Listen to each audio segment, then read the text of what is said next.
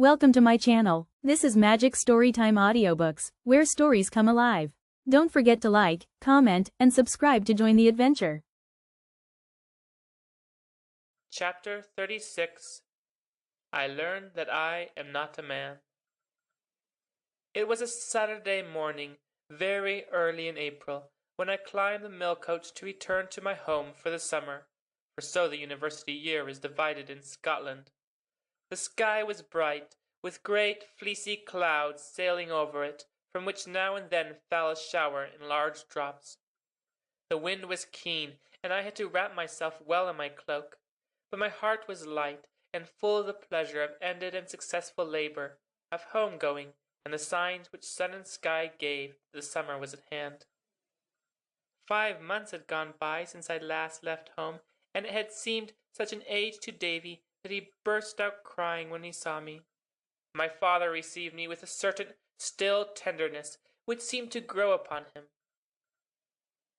Kirsty followed Davy's example, and Alistair, without saying much, haunted me like my shadow. I saw nothing of Turkey that evening. In the morning we went to church, of course, and I sat beside the reclining stone warrior, from whose face age had nearly worn the features away. I gazed at him all the time in the singing of the first psalm, and there grew upon me a strange solemnity, a sense of the passing away of earthly things, and a stronger conviction than I had ever had of the need of something that could not pass. This feeling lasted all the time of the service, and increased while I lingered in the church almost alone until my father should come out of the vestry. I stood in the passage, leaning against the tomb. A cloud came over the sun, and the whole church grew dark as a December day, gloomy and cheerless. I heard for some time, almost without hearing them, 2 old women talking together close by me. The pulpit was between them and me, but when I became thoroughly aware of their presence, I peeped round and saw them. "And when did it happen?" said you, asked one of them, whose head moved with an incessant capricious motion from palsy. "About 2 o'clock this morning," answered the other, who leaned on a stick, almost bent double with rheumatism. "I saw their next-door neighbor this morning, and he had seen Jamie, who goes home of a Saturday night, you know, but William being at the Cedar, nobody's been to tell the minister, and I'm just waiting to let him know, for she was a great favourite of his, and he's been to see her often. They're much to be pitied. Poor people. Nobody thought it would come so sudden-like.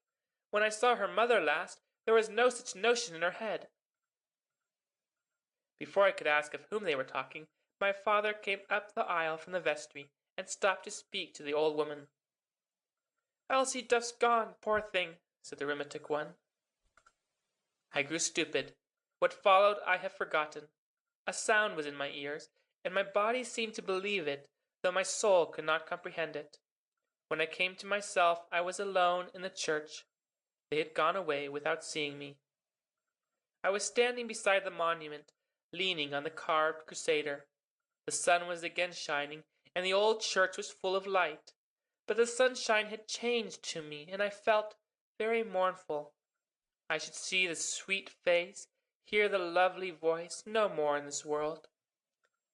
I endeavored to realize the thought, but could not, and I left the church hardly conscious of anything but a dull sense of loss. I found my father very grave. He spoke tenderly of Elsie, but he did not know how I had loved her, and I could not make much response. I think, too, that he said less than he otherwise would, from the fear of calling back to my mind too vivid a memory of how ill I had once behaved to her. It was, indeed, my first thought the moment he uttered her name, but it soon passed, for much had come between. In the evening I went up to the farm to look for a turkey, who had not been at church morning or afternoon. He was the only one I could talk to about Elsie.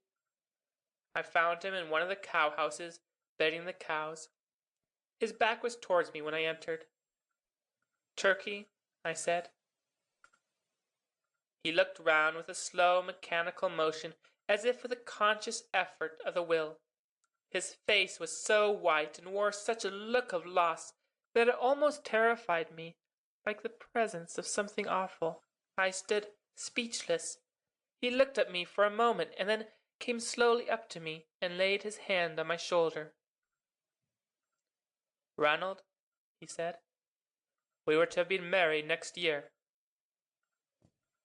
Before the grief of the man, mighty in its silence, my whole being was humbled.